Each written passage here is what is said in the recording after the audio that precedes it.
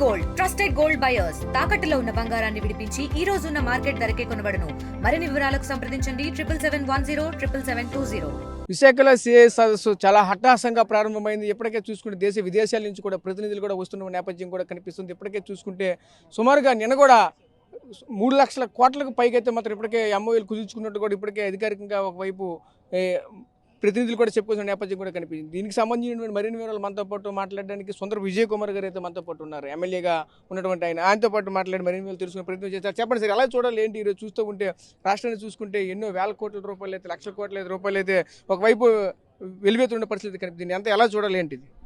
మరి మీకు తెలుసు, ఈరోజు ప్రపంచం మొత్తంలో ఆంధ్రప్రదేశ్ రాష్ట్రం వైపు చూస్తుంది. 14-19 మధ్యన ఇదే కూటమి ప్రభుత్వం under the leadership Chandrababu Naidu గారు ఉన్నప్పుడు మరి ఆ రోజు చూసిన దానికన్నా ఎక్కువగా ఎందుకు చూడడం? ఆ రోజు రాష్ట్రం విడిపోయింది కాబట్టి అప్పులు ఉన్న రాష్ట్రాన్ని ఏం చేయాలి, అలా చేయగలరా లేదా అనే దాని మీద ఆ రోజు కేవలం చంద్రబాబు నాయుడు గారు ఆయన లీడర్షిప్ మీద నమ్మకంతో వచ్చారు. ఈరోజు అదే లీడర్షిప్ స్టేబుల్గా అంటే 19-24 మధ్యలో ఎన్ని అడ్డంకులు వచ్చినా ఎంత వచ్చినా కూడా రాష్ట్రం కోసం నిలబడ్డారు. వీళ్ళు ఏ పొలిటికల్ ఈక్వేషన్లో ఏ పొలిటికల్గా ఏది ఉన్నా కూడా వీళ్ళు ఈ రాష్ట్రాన్ని నిలబెడతారు అనే ఉద్దేశంతో మేము పోరాటానికి ఈరోజు ఇది దక్కింది. అలాగే ఈ 16 నెలలు ఎక్కడ కూడా కూర్చోకుండా మళ్ళా పోయిన ఇమేజ్ని, ఈ ఆంధ్రప్రదేశ్ ఇమేజ్ని కూడా మళ్ళా వెనక్కి తీసుకురాగలిగాం. దానికి ఇంత బ్రహ్మాండంగా ఇంతమంది ఇన్వెస్టర్లు వచ్చి ఇక్కడ ఇది చేస్తున్నారు. డెఫినెట్గా మేము ఈ రాష్ట్రానికి సంపద సృష్టిస్తూనే ఉంటాం. ఈ రాష్ట్ర ప్రజలకి, ఈ రాష్ట్ర రేపటి తరాలకి కూడా భరోసా ఇవ్వగలుగుతున్నాం. ఈ దేశానికి భరోసా ఇవ్వగలుగుతున్నాం. దీనికి సంబంధించి ఇప్పటికే 8,000 కోట్ల వరకు ఎంఓయూలు కుదిర్చాయి. ఏ విధంగా జరగబోతున్నాయి? లక్షల కోట్లలోనే అనౌన్స్ చేశారు. ఇవన్నీ కూడా ప్రోగ్రెసివ్గా ఆన్ పేపర్ రావడమే ఈ కార్యక్రమం.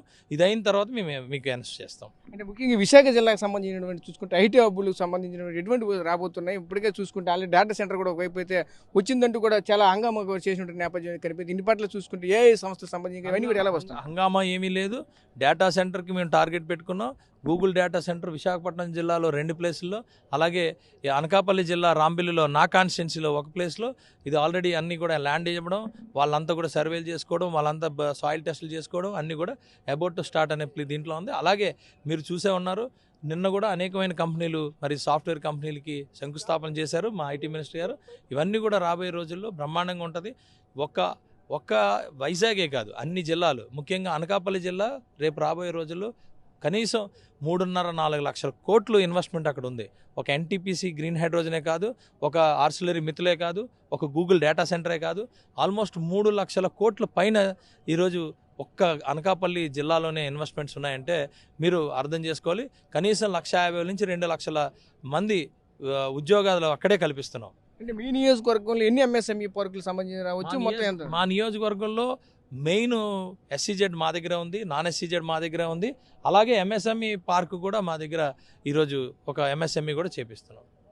Thank you. సో చూసాం కదా, ముఖ్యంగా చూసుకుంటే ఒకటే చెప్పుకునే నేపథ్యం అయితే కనిపిస్తుంది. లక్షల కోట్లు అయితే ఇప్పటికీ ఎంఓయూలు అయితే కుదురుతున్న నేపథ్యం కూడా కనిపిస్తున్నది. ఈరోజు ఉన్నటువంటి రాష్ట్రంలో ప్రతి జిల్లాలో కూడా ఈరోజు కంపెనీలు తీసుకుని వచ్చి యువతకి ఈరోజు ఉపాధి కల్పించడం ధ్యేయంగా మేమైతే ముందుకెళ్తున్నట్టు కూడా మనతో కూడా చెప్పుకోవాల్సిన నేపథ్యం అయితే కనిపిస్తుంది. కెమెరా పర్సన్ ఆడితో రాజేష్, RTV, విశాఖ నుంచి. Local to global news at your finger tips.